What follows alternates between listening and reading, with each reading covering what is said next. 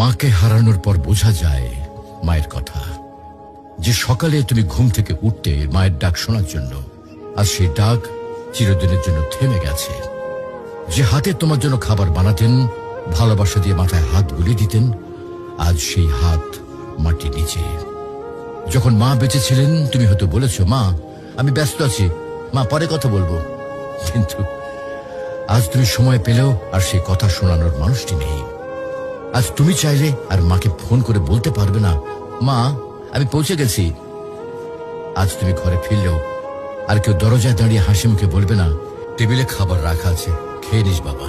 মাকে হারানোর পর বোঝা যায় তিনি শুধু একজন মা ছিলেন না, তিনি ছিলেন ঘরের আলো, জীবনের দোয়া আর হৃদয়ের শান্তি।